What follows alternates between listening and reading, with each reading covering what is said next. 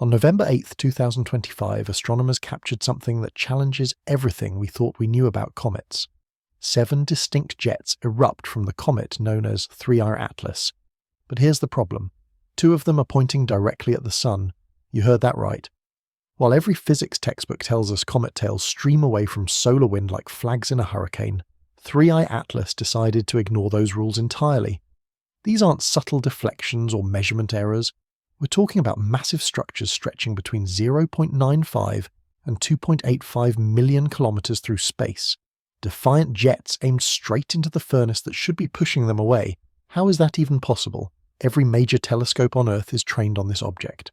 Not because astronomers have nothing better to do, but because 3I Atlas is doing things that don't fit into our carefully constructed models of how comets behave. And before you think this is just another sensational headline about space rocks, let me be clear. I'm going to show you the actual data, the measurements, the observations from instruments that don't lie and don't speculate. What you're about to discover isn't science fiction. It's happening in real time, documented by NASA satellites, European observatories, and independent researchers around the globe. Think about what a comet is supposed to do when it approaches the Sun. As solar radiation heats the icy nucleus, frozen gases sublimate directly from solid to vapor, streaming away from the star in a predictable pattern. The solar wind, that constant stream of charged particles flowing outward from the Sun, acts like an invisible hand, pushing gas and dust into those beautiful tails we see in photographs. The direction is always away. Always. It's as fundamental to cometary physics as gravity pulling objects downward. When you drop a ball, it falls. When a comet approaches the Sun, its tail points away. These aren't suggestions.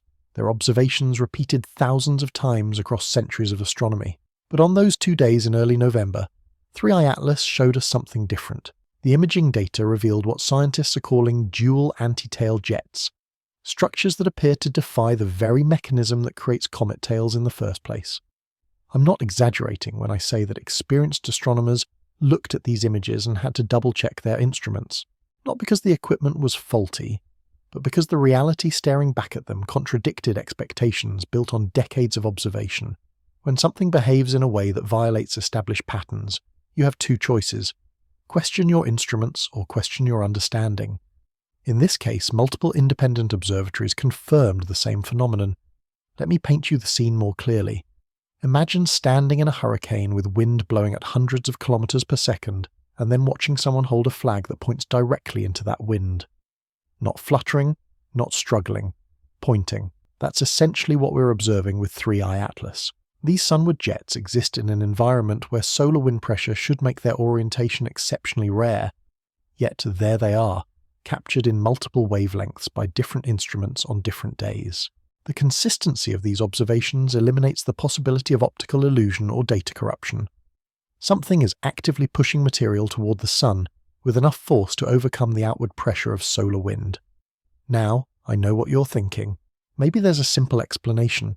Maybe the jets aren't really pointing sunward, but appear that way from our viewing angle here on Earth. Astronomers thought of that too. They calculated the 3-dimensional geometry, accounting for Earth's position, the comet's trajectory, and the viewing angle from multiple observation points. The conclusion remained the same. These jets are genuinely oriented toward the Sun, not just appearing that way through perspective tricks. This isn't a case of mistaken identity or amateur misinterpretation. This is a documented, verified anomaly, though most findings are from preliminary RCIV studies awaiting full peer review as of November 2025. And here's what makes this moment so critical. 3. I Atlas isn't just any comet. The I in its designation stands for Interstellar. This object came from beyond our solar system, carrying with it the physics and chemistry of wherever it formed billions of years ago. We've only confirmed 3 interstellar visitors in human history. 3. The first, 1I/Oumuamua, caused scientific controversy because of its unusual acceleration. The second, 2I Borisov, behaved more like the comets we're familiar with, calming nerves and confirming our models. Now 3I Atlas arrives, and it's rewriting the script again, not with subtle hints or marginal deviations, but with behaviour so pronounced that it demands explanation. Before we go deeper into this investigation, and trust me, what comes next will challenge everything you thought you knew about comets. Hit that like button if you're ready to examine the evidence alongside me. Drop a comment telling me where you're watching from, because this isn't just my investigation, this is ours. You're not a passive audience here, you're part of a community trying to make sense of observations that don't fit comfortable categories. And what we're about to uncover together is bigger than unusual jets. Those sunward structures are just the beginning of a pattern so strange that by the end of this, you'll understand why scientists are having urgent conversations about what 3I Atlas really represents. The story we're stepping into has no clean ending yet, because it's still unfolding above us right now, and the next chapter begins with a brightness that appeared out of nowhere, a transformation so dramatic that it forced astronomers to completely recalibrate what they thought was possible. A quick note on data sources. Much of what I'm sharing in this investigation comes from ARCIV preprints, scientific papers that document rapid observations but haven't yet completed formal peer review. This is completely normal for fast-developing astronomical events. Peer review takes months. Comets don't wait. I'll be clear throughout about which findings are preliminary versus confirmed, and we'll update our understanding as peer-reviewed publications emerge in early 2026. Let's talk about what happened before those impossible jets appeared. Because to understand why November's observation shocked everyone, you need to know what 3I Atlas looked like just weeks earlier. In September 2025, this comet was essentially invisible to anyone without serious telescope equipment. Astronomers measured its brightness at magnitude 12 to 14, and if you're not familiar with the magnitude scale, here's what you need to know. Higher numbers mean dimmer objects. Your naked eye can see down to about magnitude 6 on a clear night. Magnitude 12 requires a decent amateur telescope and dark skies. Magnitude 14 demands professional-grade equipment. 3I Atlas was a faint, distant blur, unremarkable except for its interstellar origin. Nothing about its appearance suggested what was coming. Then something changed. By late October 2025, just 6 to 8 weeks later, 3I Atlas had brightened to magnitude 7 to 8. That's crossing the threshold from telescope-only to binocular visibility. For perspective, that's a brightness increase of roughly 100 to 200 times in a span shorter than a typical season. Comets do brighten as they approach the sun. That's expected, normal, textbook behavior. As frozen volatiles heat up and sublimate, they release gas and dust that reflect sunlight, making the comet appear brighter from our perspective. We have centuries of observations showing this gradual intensification. But the key word there is gradual. Comet brightening follows predictable curves described by mathematical relationships between distance from the sun and apparent brightness. Astronomers use these curves to predict when a comet will become visible to different instruments or to the naked eye. 3I Atlas didn't follow that curve, not even close. To understand just how anomalous this brightening was, we need to talk about something called the brightening rate parameter, usually designated as n in scientific literature. For typical comets, this value sits around n equals 3.8, representing a steady, predictable increase in brightness as they approach perihelion, the closest point to the sun. It's a Goldilocks number, not too fast, not too slow. It reflects ice sublimation behaving according to thermodynamic principles we understand well. But when researchers analysed 3I Atlas using data from multiple observation campaigns, they calculated an n value of 7.5 plus or minus 1.0. Let me say that again, 7.5 when it should be 3.8. That's not a minor deviation. That's nearly double the expected rate. This calculation wasn't made by amateur astronomers or fringe researchers. It appears in an ARCIV preprint study conducted by Zhang and Battams, ARCIV being a repository for preliminary scientific papers that haven't yet completed formal peer review, which is normal for rapidly developing observations, analysing observations from September through November 2025. These researchers used data from space-based instruments that were uniquely positioned to observe 3I Atlas during a critical period when Earth-based telescopes couldn't, during what's called solar conjunction, when the comet passed too close to the sun in our sky to be safely observed from ground-based facilities. Between October 15th and October 29th, 2025, as 3I Atlas made its closest approach to the sun at just 1.36 astronomical units, roughly 203 million kilometers, It was hidden in solar glare from our perspective on Earth. But space doesn't have that problem. Satellites like STEREOA, SOHO, and GOES-19 carry instruments called coronagraphs, designed specifically to block out the sun's overwhelming light so they can study the corona and anything passing through that region. During those critical 2 weeks when Earth-based telescopes were blind, these spacecraft watched 3I Atlas intensify in real time, and what they saw defied the gentle brightening curve astronomers expected. The comet didn't gradually brighten, it erupted. The data showed intensity spikes and fluctuations that suggested something more violent than simple thermal sublimation of surface ice. It was as if the comet wasn't just heating up, it was tearing itself apart. Here's where it gets even stranger. Those same space-based observations revealed something else about 3I Atlas during perihelion: its colour. Now, comets typically appear reddish when viewed through filters that separate different wavelengths of light. That red colour comes from dust particles scattering sunlight, with longer wavelengths, the red end of the spectrum scattering more efficiently. It's the same physics that gives us red sunsets on Earth. But 3I Atlas near perihelion appeared distinctly bluer than the Sun itself, according to observations documented in the ARCIV study. Not just slightly blue, but measurably significantly blue in a way that suggested gas emission was dominating over dust scattering. Let me be clear about what this means and what it doesn't mean. You might have seen headlines or social media posts claiming 3I Atlas changed colours multiple times, or exhibited rainbow transformations. That's not what the scientific data shows. What observers documented was a blue appearance during the perihelion period when gas emission, likely from molecules like C2 and CN, overwhelmed the typical red dust signature. This is unusual but not impossible. It suggests an extremely gas-rich outburst where volatile molecules were sublimating so rapidly that dust couldn't keep pace. The blue wasn't a magic trick or an inexplicable phenomenon. It was physics, just extreme physics. But that extremity is exactly the point. Comets don't usually look bluer than the Sun because dust production typically keeps pace with gas release. The fact that 3I Atlas showed such gas dominance suggests something about its composition or its state of activity was fundamentally different from the comets we've studied for centuries. Was the nucleus unusually rich in highly volatile ices like carbon monoxide or carbon dioxide, which sublimate more readily than water ice? Was the rapid brightening stripping away surface layers to expose pristine material never before touched by sunlight? Or was something else happening, something structural, that was exposing vast amounts of fresh ice all at once?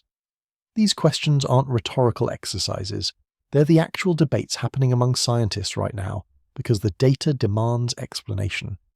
When you observe a comet brightening at double the expected rate while appearing blue from gas dominance, you're not looking at a slightly unusual comet. You're looking at an object in an extreme state. And remember, this wasn't just any comet having a bad day. This was an interstellar visitor carrying material formed in a completely different stellar environment, potentially around a different type of star with different chemistry and different conditions. If 3I Atlas formed in a molecular cloud richer in carbon monoxide than our own solar system, or if it spent billions of years in the deep freeze of interstellar space preserving ultra-volatile ices that normally boil away, then perhaps, this extreme outburst makes sense. But here's what keeps astronomers awake at night. The brightening and the colour shift weren't isolated anomalies. They coincided perfectly with other bizarre behaviours we'll examine shortly. When multiple strange things happen simultaneously, you're either witnessing a perfect storm of unrelated coincidences, or you're seeing symptoms of a single underlying cause that ties everything together. The brightening told us something was happening inside 3I Atlas, something violent and rapid. The blue colour told us gas was escaping at extraordinary rates, but neither of those observations could have prepared scientists for what the trajectory analysis would reveal next. Evidence that 3I Atlas wasn't just releasing gas, it was being pushed by it in ways that raised questions nobody expected to be asking about a comet from beyond the stars. There's something profoundly strange about watching an object that travelled for millions of years through the darkness between stars suddenly announce itself in brilliant blue light. That's essentially what happened when 3I Atlas reached perihelion on October 29, 2025. While the comet was hidden from Earth-based telescopes behind the sun's glare, space-based coronagraph instruments captured something atmospheric scientists didn't expect. a comet that appeared distinctly bluer than the Sun itself in certain wavelengths. To understand why this matters, you need to know what colour actually means when we're talking about comets. Light is information. When we say something is red or blue, we're really describing which wavelengths of electromagnetic radiation are reaching our instruments. Comets typically appear reddish when photographed because dust particles in their coma, the fuzzy clouds surrounding the nucleus, scatter sunlight, and that scattering favours longer wavelengths like red and orange. It's a well-understood phenomenon, documented in thousands of comet observations. The dust acts like tiny mirrors, reflecting and scattering light in patterns we can predict based on particle size and composition. Larger rocky dust grains produce that characteristic reddish hue we associate with comets in popular images. It's the default expectation. But 3i Atlas broke that default during its closest approach to the Sun. The observations from Stereo, SOHO, and GOES 19, the spacecraft that maintained watch while Earth-based telescopes were blind, showed the comet emitting light that skewed blue, indicating gas emission was overwhelming the dust signature. This happens when molecules in the comet's coma get excited by solar ultraviolet radiation and emit light at specific wavelengths characteristic of those molecules. Carbon molecules like C2 and cyanogen radicals like CN emit strongly in the blue and green parts of the spectrum. When you see a comet looking blue, you're essentially seeing chemistry, gas molecules announcing their presence through emission rather than simple reflection. Now, gas-dominated comets aren't unheard of. Some comets are more volatilaric, and during particularly intense outbursts, gas can temporarily dominate the appearance. But what made 3i Atlas unusual was the intensity of this blue signature combined with the timing. This wasn't a brief flicker. This was sustained gas dominance during the period of maximum solar heating, suggesting the comet was outgassing at a rate that left dust production in the dust, so to speak. For gas emission to shine brighter than reflected sunlight off dust particles requires an extraordinary imbalance between volatile sublimation and dust entrainment. Here's where we need to address something you might have seen circulating online.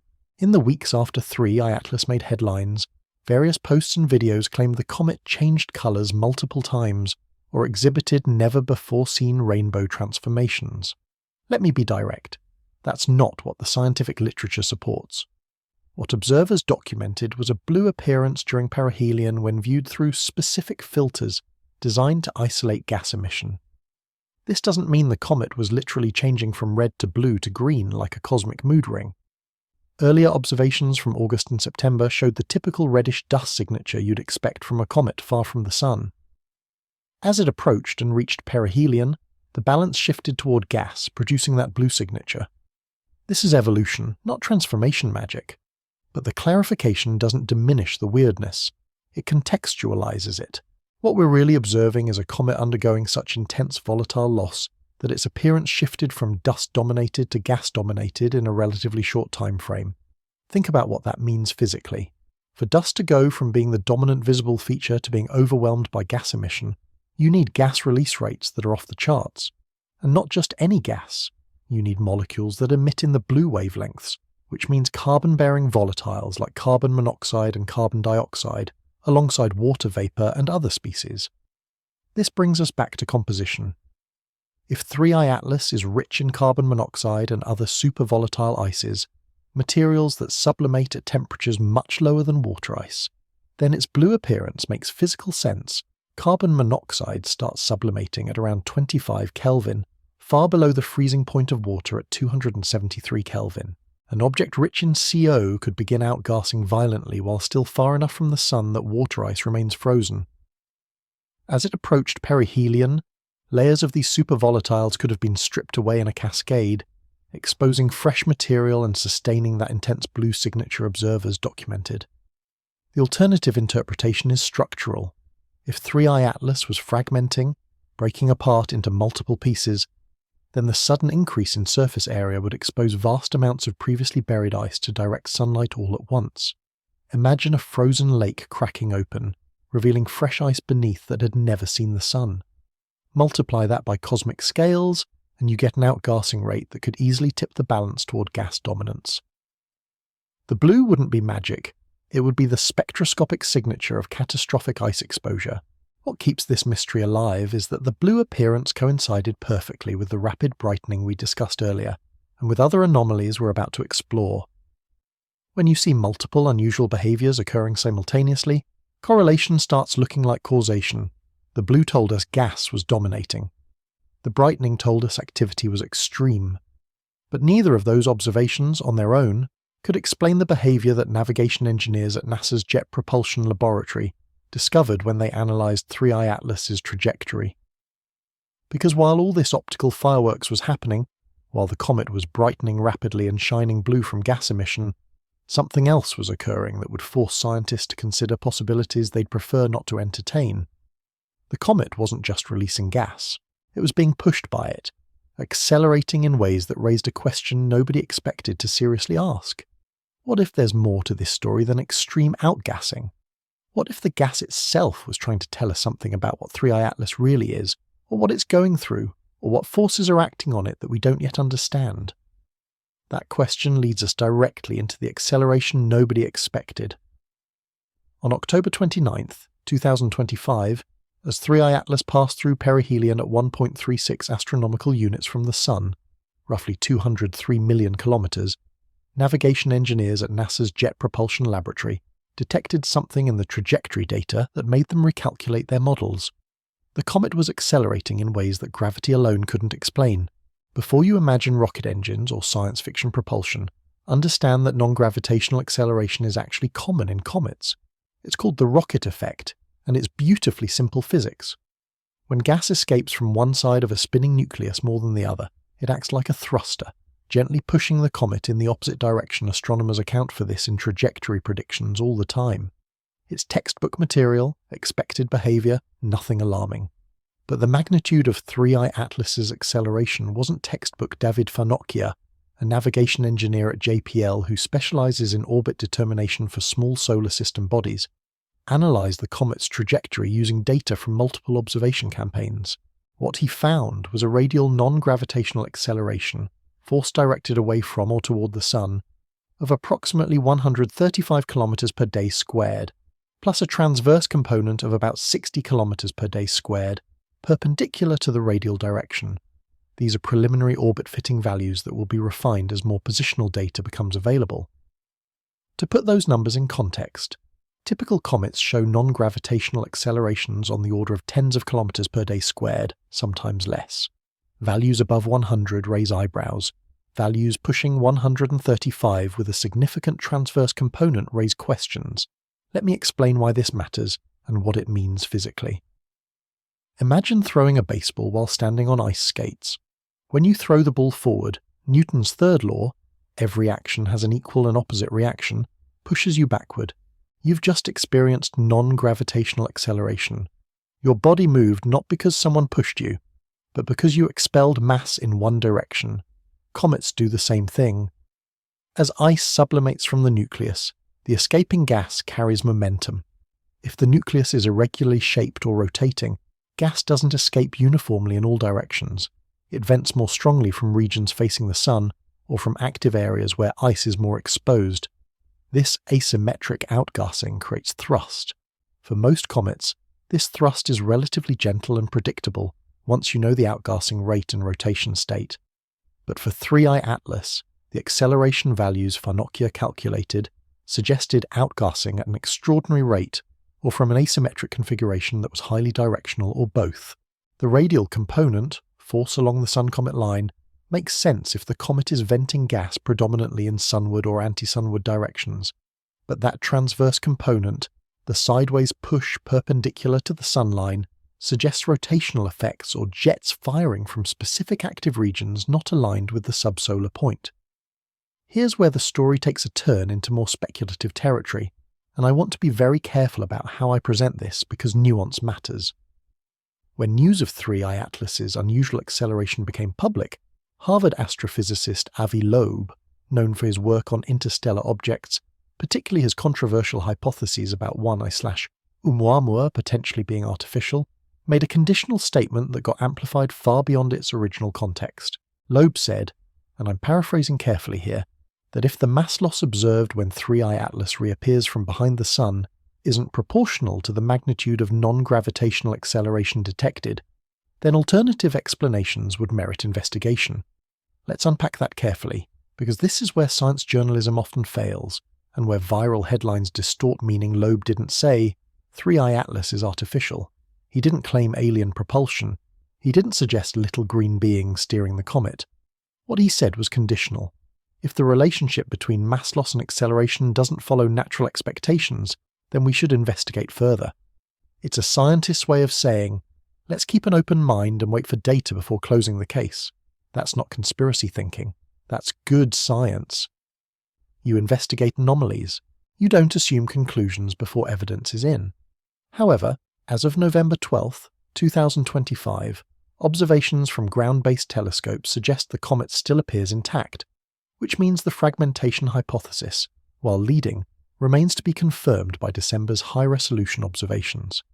If the nucleus broke into multiple pieces, each fragment would become its own active region, venting gas in various directions depending on orientation, rotation, and exposure to sunlight.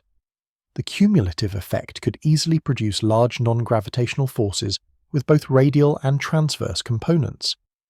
Add to that the possibility of supervolatile ices like carbon monoxide producing jets even at large distances from the Sun, and you have a recipe for exactly the kind of acceleration JPL detected.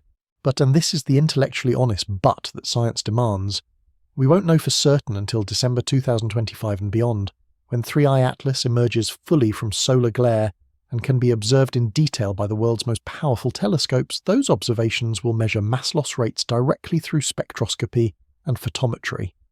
They'll resolve whether the nucleus is intact or fragmented. They'll show whether gas production is proportional to the acceleration or whether there's a discrepancy that demands further explanation. This is where I need you to sit with uncertainty for a moment. Our culture demands answers. We want to know what something is, definitively, immediately, but science doesn't always work that way. Sometimes the most honest thing a scientist can say is, here's what we observe, here are the most likely explanations, here are the data we need to decide, let's wait for that data before claiming certainty. That's the position we're in with 3I Atlas's acceleration. It's almost certainly natural outgassing from fragmentation and volatile ice. Almost certainly. But almost leaves room for investigation, not because we want it to be aliens. Most scientists emphatically do not want that complexity, but because intellectual integrity demands we follow evidence wherever it leads. What makes this particular anomaly so compelling is how it fits into the larger pattern. Rapid brightening at double the normal rate. Check blue color suggesting extreme gas dominance. Check. Non-gravitational acceleration at the high end of what comets typically show. Check. Sunward jets that shouldn't exist. Check. Each of these individually could be explained away as an extreme but natural behavior. Together, they form a syndrome, a cluster of symptoms suggesting something unusual is happening. Whether that something is fragmentation, pristine interstellar ice behaving differently than solar system-aged comets, or something else entirely, is precisely what December's observations will help determine. NASA's acting administrator, in response to public speculation, issued a clear statement. This is a comet. No aliens. No threat to Earth. That's an appropriate message to calm public anxiety about safety and to push back against unfounded speculation. But notice what the statement doesn't say. It doesn't say, this is a completely normal comet behaving exactly as expected, because that wouldn't be accurate. 3I Atlas is abnormal.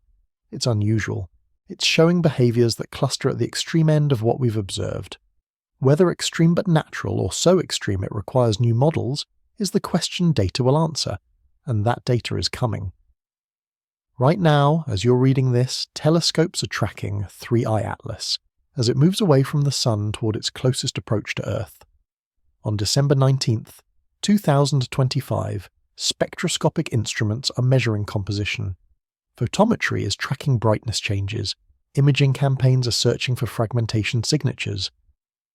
The acceleration Farnokia detected will either be explained by proportional mass loss, confirming natural outgassing, or it won't, opening the door to uncomfortable questions nobody really wants to ask. But scientific integrity demands we consider, this is why I'm taking you through this evidence systematically, rather than jumping to conclusions. because the acceleration is just one piece. The brightening is another, the colour shift is another, and we haven't even talked yet about what might be causing all of them simultaneously. A possibility so extreme that when scientists first calculated it, they assumed their models were wrong. That possibility is fragmentation on a scale rarely witnessed, mass loss so catastrophic that it's tearing. 3I Atlas apart in slow motion as it hurtles away from our Sun, leaving a trail of debris that telescopes are desperately trying to map before it disperses into the cosmic background. Let me give you a number that will put everything we've discussed so far into perspective. 5 billion tons per month. That's the estimated mass loss rate for 3I Atlas during its perihelion passage, according to analysis of the brightening curve, outgassing signatures, and observed activity levels. To give you a sense of scale, imagine every person on Earth picking up roughly 650 kilograms and throwing it into space. That's the amount of material 3I Atlas was shedding every single month as it rounded the Sun 5 billion tons. In a month. Not a year, not a decade, a month. Now let's trace how scientists arrived at this staggering figure, because the story of 3I Atlas's mass loss is the story of an object undergoing catastrophic transformation in real time. Back in August 2025, when the comet was still relatively distant from the Sun, astronomers measured its outgassing rate at approximately 150 kilograms per second. That's not unusual for an active comet. It's brisk but well within the range of normal behaviour. Water ice sublimating from the sunlit hemisphere, gas carrying dust particles along for the ride, creating that classic fuzzy coma we associate with comets. Nothing in those August observations suggested what was coming. As September progressed and 3I Atlas continued its inbound journey, the outgassing rate began to increase. Again, expected as solar heating intensified. But by the time the comet reached perihelion on October 29th, early models estimated the outgassing rate may have exploded to nearly 2 million kilograms per second, though these figures are preliminary calculations awaiting spectroscopic confirmation. Let me say that again so the magnitude registers, from 150 kilograms per second to 2 million kilograms per second in roughly 2 months. That's not a gradual increase, that's a phase transition, a fundamental change in the state of the comet's activity. To put that instantaneous rate into perspective, 2 million kilograms per second equals about 5 billion tons per month if sustained. Of course, the rate isn't constant. It peaked at perihelion and has been declining as the comet moves away from the Sun, but even averaged over the active period, the total mass loss is staggering. Preliminary models suggest 3I Atlas may have lost somewhere between 10 and 20% of its total mass during this outburst. Though these estimates depend on assumptions about nucleus size and density that December observations will help constrain, imagine losing a fifth of your body weight in 2 months. Your structure would fundamentally change. The same principle applies to comets. This is where the fragmentation hypothesis enters the picture, and it's not speculation pulled from thin air. It's a conclusion drawn from trying to explain that mass loss rate within the constraints of physics. If 3I Atlas has a nucleus roughly 3 to 4 kilometers in diameter, a reasonable estimate based on brightness and assumed albedo, then its total mass would be somewhere in the range of 30 to 50 billion tons, assuming ice density around 500 to 600 kilograms per cubic meter. Losing 5 to 10 billion tons represents 10 to 20% of that total mass. That's not surface ice sublimating gently. That's structural disintegration. Here's the physics that matters. When a comet's nucleus is intact, only the surface ice exposed to sunlight sublimates. The interior remains frozen, protected by overlying layers. Outgassing is limited by surface area. But if that nucleus cracks, breaks, or shatters into multiple pieces, suddenly you've dramatically increased the surface area exposed to solar radiation. Each fragment becomes its own miniature comet, actively venting gas from its entire surface. The cumulative outgassing from a fragmented nucleus can be orders of magnitude higher than from an intact one. This is basic geometry. More surface area means more active ice, means more gas production, means more visible activity. Some researchers analysing 3I Atlas's light curve and activity profile have proposed the hypothesis that the comet may have fragmented into as many as 16 separate pieces, possibly of roughly equal size. However, this remains an unconfirmed model. Notably, observations from November 12, 2025 reported by Live Science indicate the comet appears to be normal and intact, creating an intriguing contradiction between brightening models and direct imaging that December's high-resolution observations will need to resolve. Where does that number come from? It comes from modelling the brightness curve and outgassing rate and asking, what configuration would produce this observed activity? If you divide a 3-kilometre nucleus into 16 equal fragments, each piece would be roughly 750 metres across. Still substantial, but now with 16 times the cumulative surface area compared to a single 3-kilometre nucleus. That increased surface area could explain the dramatic brightening, the extreme outgassing rate, the blue colour from gas dominance, the large non-gravitational acceleration from asymmetric jetting, and even potentially those bizarre sunward jets. If fragments were oriented or venting in unusual directions, I need to emphasize something crucial here. As of mid-November 2025, we have conflicting indicators. Brightening curves and mass loss calculations suggest fragmentation occurred, but direct telescope observations from November 12th show what appears to be an intact nucleus. This isn't a contradiction that breaks our models. It might mean fragmentation happened, but fragments remain too close to resolve. Or it might mean the extreme brightening came from surface composition rather than structural breakup. December's Hubble, UV spectroscopy, and JWST infrared imaging will answer this definitively. Until then, I'm presenting fragmentation as a leading hypothesis, not a confirmed conclusion. Here's the critical question. Did fragmentation happen? Is it happening now? Or has it not occurred at all? The November 89, 2025 imaging campaigns that captured those impossible sunward jets also revealed a massive complex structure extending millions of kilometers from the comet's location. The observations documented 7 distinct jet features, with the largest antitail structures, dust and debris pushed by radiation pressure into formations that appear to extend toward the Sun. Stretching between 1 and 3 million kilometers, that's roughly 7 to 20 times the distance between Earth and the Moon. These aren't subtle features. These are enormous debris fields, suggesting material was violently expelled or is being shed continuously. The structure of these jets provides clues. If 3I Atlas had fragmented weeks or months before perihelion, we'd expect to see discrete fragments resolved in high-resolution imaging by now. Some observations hint at elongation or multiple brightness peaks within the coma, but nothing definitive has been published showing clear separation of distinct nuclei. This ambiguity suggests one of 2 scenarios. Either the fragments are too close together to be resolved individually from Earth's distance, or the nucleus is in the process of fragmenting, cracking, venting violently, possibly breaking apart in slow motion but not yet fully separated. There's historical precedent for both scenarios. Comet Shoemaker-Levy 9 famously fragmented after a close pass by Jupiter in 1992, breaking into more than 20 pieces that were clearly visible as separate objects by the time they crashed into Jupiter in 1994. Other comets have disintegrated more subtly, fading away as they shed mass without producing discrete fragments visible to telescopes. The difference often comes down to the structural integrity of the nucleus, whether it's a solid, cohesive ice ball or a loosely bound rubble pile held together primarily by weak gravity and frozen volatiles. If 3I Atlas is the latter, then the thermal stress of perihelion passage could have initiated cracking that's progressively weakening the structure, leading toward eventual complete disintegration. What makes this possibility both fascinating and frustrating is that we're observing it in real time, but with significant limitations. During October, when the fragmentation likely occurred or accelerated, 3I Atlas was hidden behind the Sun from Earth's perspective. Space-based coronagraphs captured it, but those instruments are designed for wide-field monitoring, not high-resolution imaging. We saw the comet brighten dramatically and exhibit unusual colour. We didn't see the nucleus break apart frame by frame.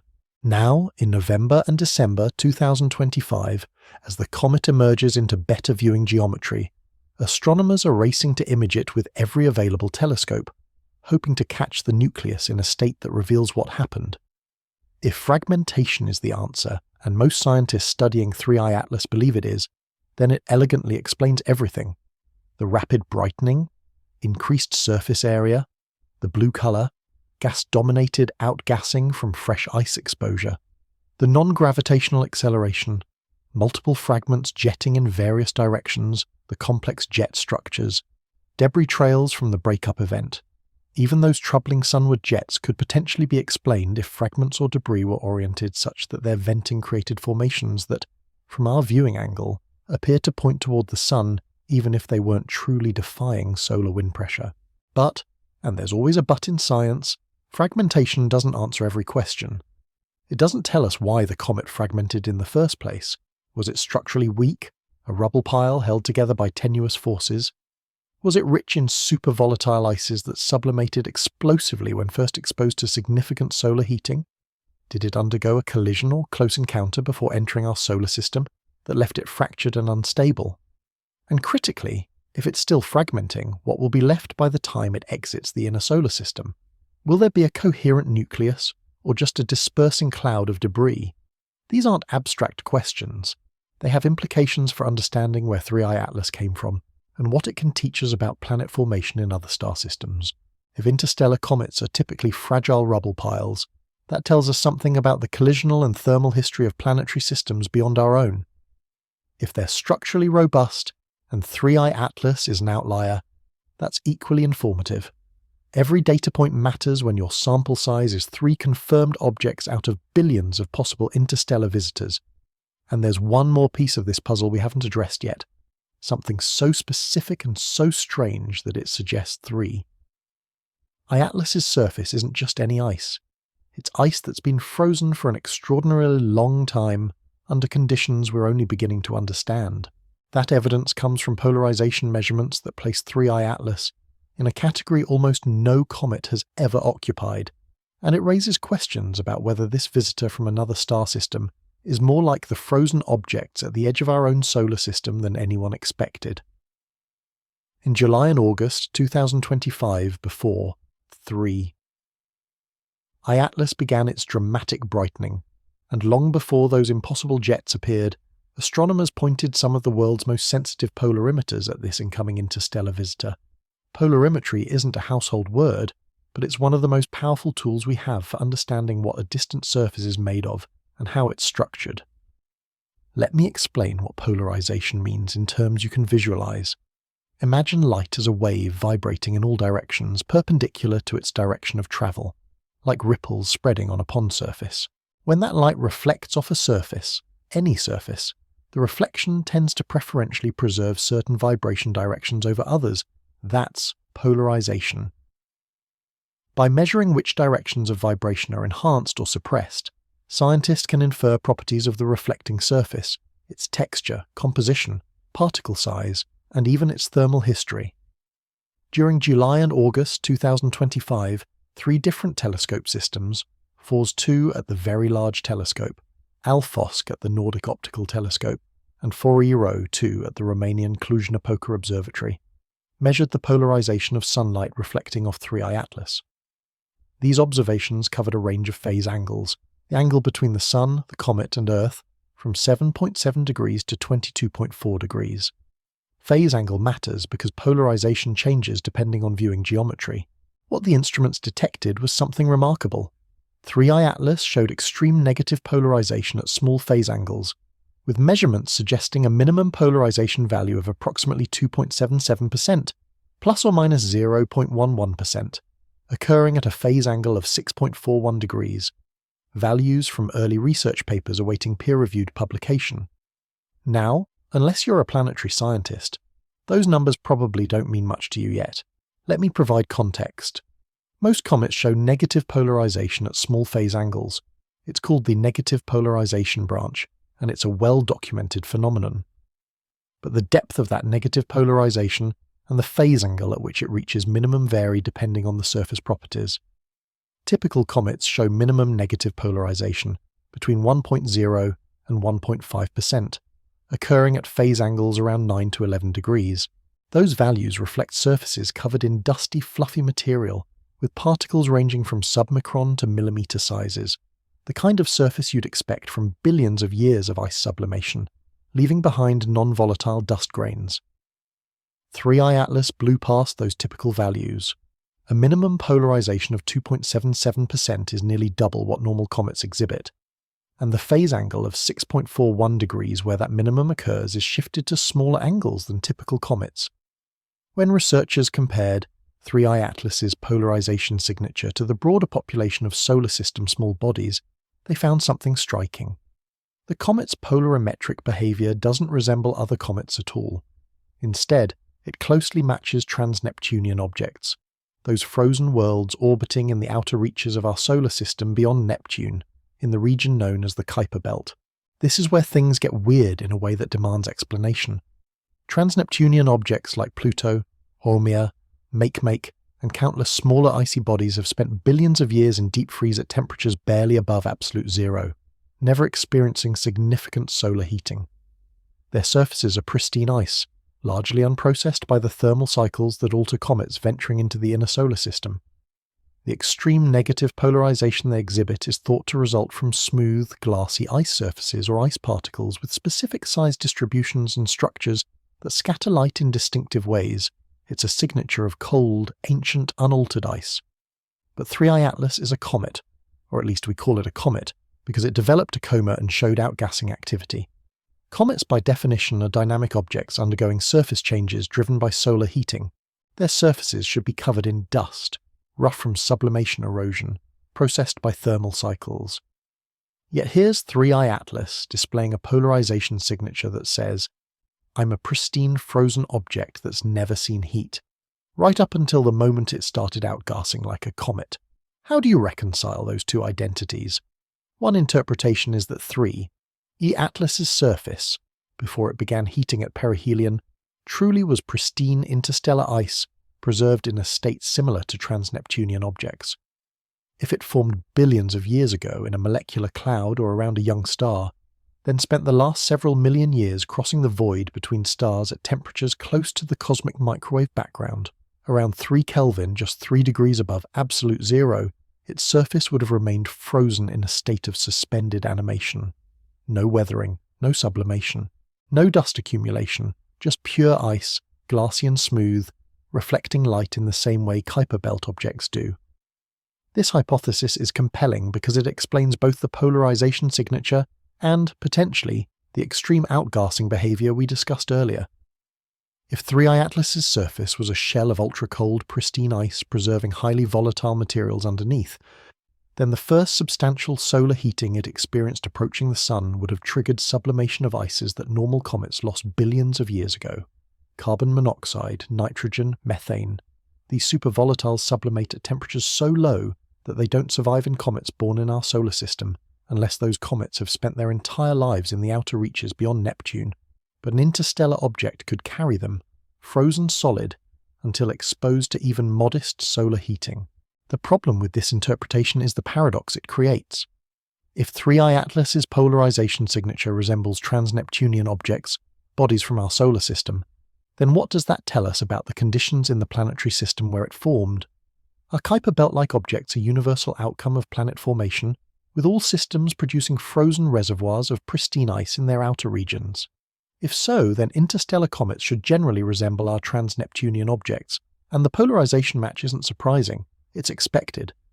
But if planetary systems are highly diverse, with different stellar types and different formation histories producing different populations of icy bodies, then the resemblance becomes more puzzling. Why would an interstellar visitor match our local frozen population so closely? Researchers estimated the probability that a randomly selected comet from the known population would exhibit polarization parameters as extreme as 3I Atlas's early analysis suggested less than 1% probability, though this statistical assessment depends on the reference sample used for comparison. Statistically, 3I Atlas is an outlier, sitting at the edge of the distribution, resembling objects it shouldn't resemble if it's truly a typical comet. This doesn't prove anything exotic. Outliers exist in every population, and with a sample size of 3 interstellar objects, we don't yet know what typical means for that population. But it does mean that 3I Atlas's surface was, at least in July and August 2025, in a state that nearly no active comet ever exhibits, pristine, frozen, and unaltered. And then it exploded into activity. The same object that showed trans-Neptunian object-like polarization in August was brightening at double the normal rate by October, shedding billions of tons of mass, potentially fragmenting into pieces. That transformation, from frozen pristine ice to violent outgassing. could be exactly what you'd expect when an object preserved at 3 Kelvin for millions of years suddenly gets hit with intense solar radiation for the first time. The thermal shock alone could initiate cracking and structural failure. Supervolatile ices sublimating explosively could fracture the nucleus. Rapid gas escape could strip away surface layers, exposing deeper ice that continues the cycle. But here's what makes this puzzle so tantalizing. The polarization measurements were taken before the outburst, capturing 3I Atlas in a pristine state. That data is a snapshot of what interstellar ice looks like before solar heating transforms it. We've never had that before. 1I/Oumuamua didn't show cometary activity, so we never saw its ice sublimate. 2I/Borisov was already active when discovered, so we observed it post-transformation. 3I Atlas gave us both, the before and the after. The polarimetry is the before, everything since perihelion is the after. Comparing those two states is like having a time-lapse of an interstellar object waking up, and what that time-lapse shows is a transition from frozen pristine relic to violently active comet happening faster and more dramatically than anyone predicted. This raises the question scientists are debating right now. Are all interstellar comets like this, or is 3I Atlas special? If they're all like this, pristine until heated, then explosively active, then we should expect future interstellar visitors to exhibit similar behaviors. But if 3I Atlas is an outlier even among interstellar objects, then something about its specific history or composition makes it unusual, and we won't know which until we observe more interstellar comets, which could take years or decades depending on how often they pass through the inner solar system within detection range. What we do know is that multiple independent lines of evidence, polarization, brightening rate, color shift, non-gravitational acceleration, complex jets, all point toward an object in an extreme state, possibly undergoing fragmentation driven by pristine ice sublimating for the first time under solar heating. That's the mainstream explanation, and it's robust, supported by physics, and consistent with most observations. But as with any scientific investigation, there are competing interpretations that frame the data differently, and intellectual honesty requires we examine those alternative perspectives, even if they're less comfortable or less likely. Let's lay out the full picture with the kind of intellectual honesty that science demands but popular media often avoids. We have an interstellar visitor exhibiting at least 7 distinct behaviors that cluster at the extreme end of observed cometary phenomena. Rapid brightening at nearly double the normal rate, blue color suggesting gas dominance, non-gravitational acceleration at the high end of the scale, complex jet structures including anti-tail features pointing toward the sun, extreme negative polarization resembling trans-Neptunian objects, catastrophic mass loss on the order of billions of tons per month, and all of this happening during a relatively brief perihelion passage. Each of these behaviors, individually, can be explained within the framework of known cometary physics, but together they form a pattern that demands explanation. So what are the competing explanations and how do we evaluate them? The mainstream scientific interpretation, endorsed by the vast majority of astronomers studying 3I Atlas, is that everything we're observing is the result of an interstellar comet rich in pristine, highly volatile ice, undergoing fragmentation and extreme outgassing during its first significant solar heating. Let me walk through how this explanation accounts for each anomaly. The rapid brightening makes sense if the nucleus broke into multiple pieces, dramatically increasing the surface area of active ice exposed to sunlight. More surface area means more sublimation, means more reflected light, means rapid apparent brightening from Earth's perspective. The brightness curve with its n equals 7.5 parameter isn't a violation of physics. It's what you'd expect from cascading fragmentation, exposing fresh ice continuously. The blue color fits naturally into this framework. If 3I Atlas is rich in carbon monoxide, carbon dioxide, and other carbon-bearing volatiles, ices that sublimate at lower temperatures than water and produce emission in the blue wavelengths, then extreme outgassing from fragmentation would create gas dominance, making the comet appear bluer than the typical red dust-dominated comets we're used to. This isn't exotic chemistry, it's just a different ratio of volatiles, potentially reflecting the comet's formation environment around a different type of star or in a particularly cold molecular cloud. The non-gravitational acceleration, that's explained by asymmetric outgassing from multiple fragments, venting gas in various directions depending on their individual rotation states and orientations relative to the Sun. When you have 16 separate active regions instead of one, the cumulative thrust doesn't have to be symmetric. Some fragments push one way, others push different directions, and the net result is a measurable acceleration with both radial and transverse components. It's rocket physics applied to a fragmented nucleus. The complex jet structures and antitail features are consistent with debris trails from fragmentation. When a comet breaks apart, the pieces don't immediately separate. They drift slowly, shedding dust and gas that forms extended structures. Radiation pressure pushes small dust particles into formations that can appear to extend toward the Sun, even though the actual mechanism is particles being left behind along the orbit. This is well documented in comets that have undergone fragmentation. It's unusual in scale for 3I Atlas, but not unprecedented in mechanism. The polarization signature of pristine ice? That's exactly what you'd expect from an object that's been frozen at near absolute zero temperatures for millions of years crossing interstellar space.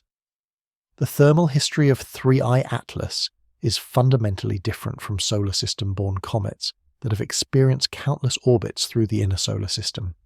It's pristine not because it's exotic, but because it's never been heated before, and when that pristine ice suddenly gets exposed to intense solar radiation, it doesn't sublimate gently, it explodes into activity, potentially shattering the structure and releasing gases that have been locked in ice since the comet's formation billions of years ago. This explanation is robust, physically plausible, consistent with observations, and doesn't require any new physics or uncomfortable hypotheses. It's the scientific equivalent of Occam's razor. The simplest explanation that accounts for the data is usually correct. Most scientists studying 3I Atlas believe some version of this fragmentation, plus pristine ice model, explains everything we're seeing. NASA's acting administrator articulated the consensus clearly. This is a comet, no aliens, no threat to Earth. That's not a dismissal of investigation. It's a statement grounded in evidence that the behaviors, while extreme, are within the bounds of natural cometary phenomena when you account for interstellar origin and structural fragmentation. But let's talk about the alternative perspective, because this is where the story gets more nuanced and where scientific integrity requires we don't prematurely close doors. Avi Loeb, a Harvard astrophysicist who's become a controversial figure for his willingness to publicly entertain unconventional hypotheses about interstellar objects, made a carefully conditional statement about 3I Atlas that got distorted in transmission. What Loeb actually said, and I want to be precise here, is that if the mass loss rate observed when the comet fully emerges from solar glare is not proportional to the magnitude of non-gravitational acceleration detected by JPL, then alternative explanations beyond standard cometary outgassing would merit scientific investigation. Let's unpack the conditionality of that statement. Loeb isn't claiming 3I Atlas is artificial. He's not saying it's a probe or a spacecraft or controlled by intelligence. He's saying that in natural comets there's an expected relationship between how much gas you're producing, measurable through spectroscopy and photometry as mass loss rate, and how much thrust that gas generates, measurable through trajectory analysis as non-gravitational acceleration. If you produce X kilograms of gas per second, that gas carries momentum, and when it escapes the nucleus, it pushes the comet with a force calculable from basic physics. The relationship isn't perfectly precise because it depends on assumptions about gas velocity and direction, but it should be proportional. More gas, more thrust. Less gas, less thrust. Loeb's conditional statement is essentially saying, if we observe large acceleration but relatively modest mass loss, that would be anomalous because it would suggest thrust without corresponding gas production. And if that discrepancy exists, we shouldn't reflexively dismiss it by tweaking our assumptions until the numbers fit. We should investigate what might cause thrust without proportional mass loss. Now, in natural comets, there are mechanisms that could create that discrepancy. Jet directionality, for instance. If gas escapes from a narrow jet rather than uniformly, the thrust can be higher per kilogram of gas because it's more directional. Rotation states affect it. Nucleus shape affects it. But if you exhaust those natural variables and still have a discrepancy, Loeb argues, you're obligated as a scientist to consider less conventional possibilities.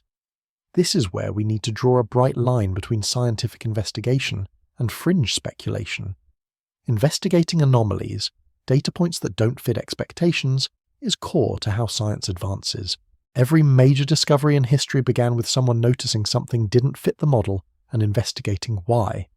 That's not conspiracy thinking, that's curiosity and rigor.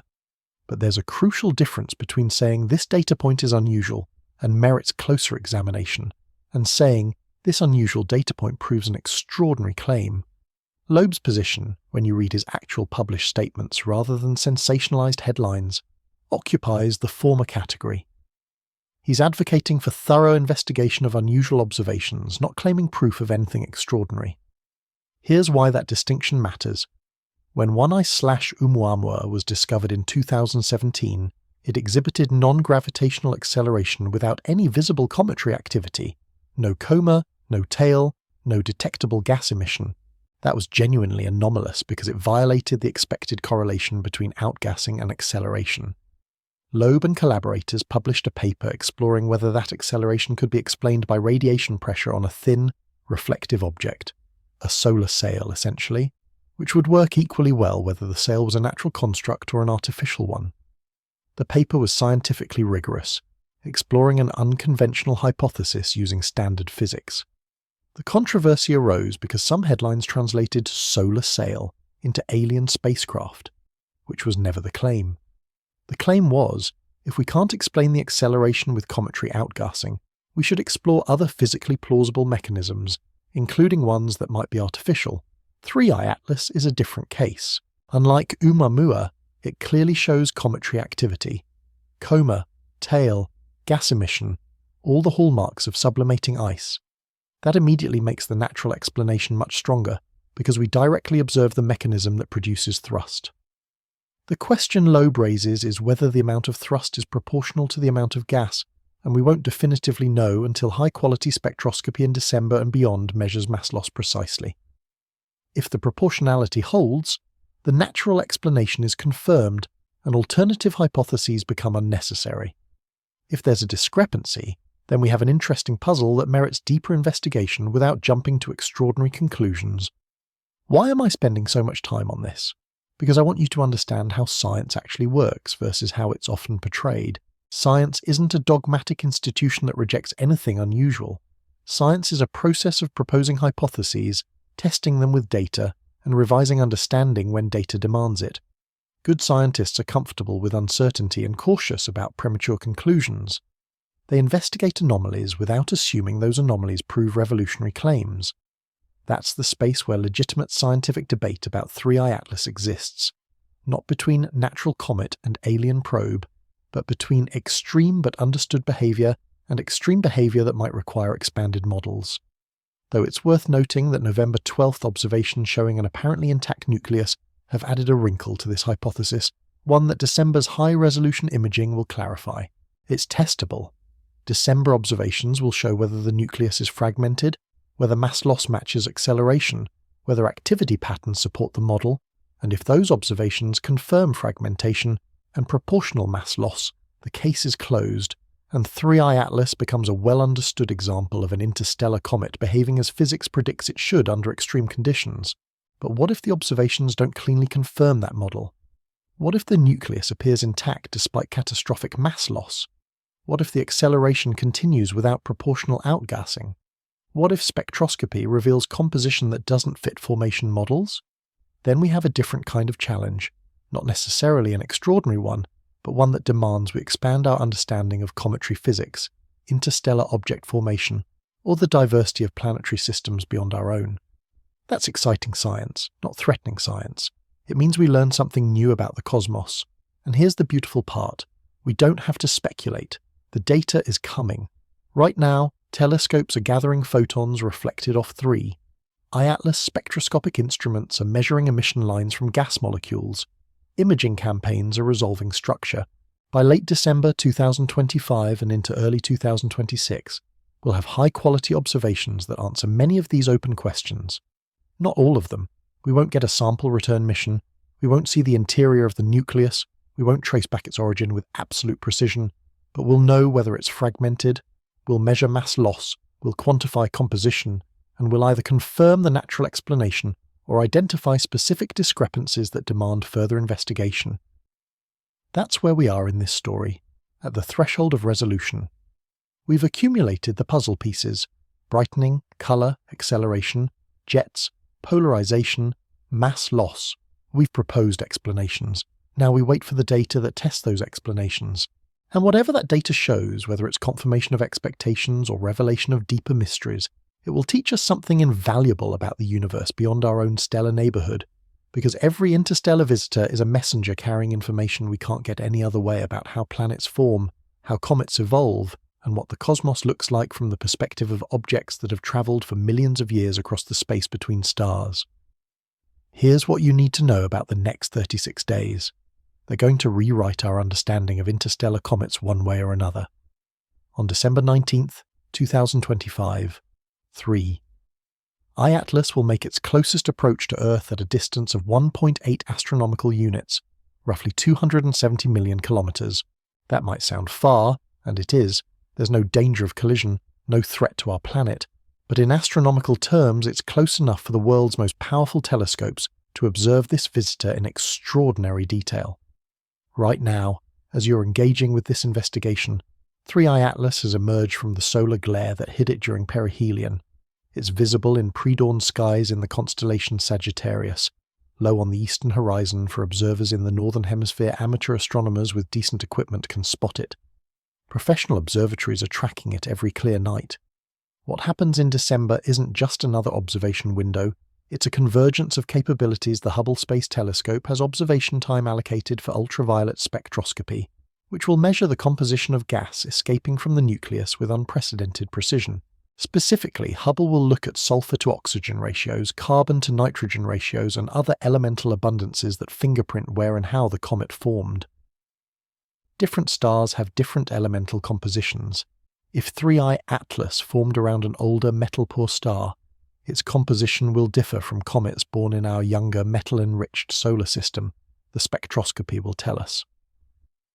The James Webb Space Telescope, humanity's most powerful infrared observatory, has scheduled observations in December specifically targeting 3I Atlas JWST's infrared capabilities, can detect heat signatures, identify ice compositions that are invisible in optical wavelengths, and potentially resolve structure in the coma that would indicate fragmentation. If the nucleus is shattered into multiple pieces, JWST might see them as distinct heat sources. If it's still intact but venting asymmetrically, JWST will map those active regions with clarity no other instrument can match. Ground-based observatories aren't sitting idle either. Telescopes around the world are conducting photometry campaigns, measuring how brightness changes over time and with different filters, to understand activity patterns as the comet moves away from the Sun. Is it still brightening, or has it peaked?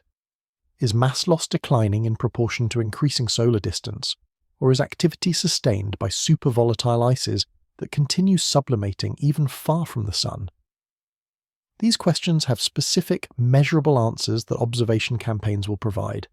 And then there's the wild card, the European Space Agency's JUICE spacecraft, which was en route to Jupiter and conducted a gravity assist flyby of Earth in late 2024.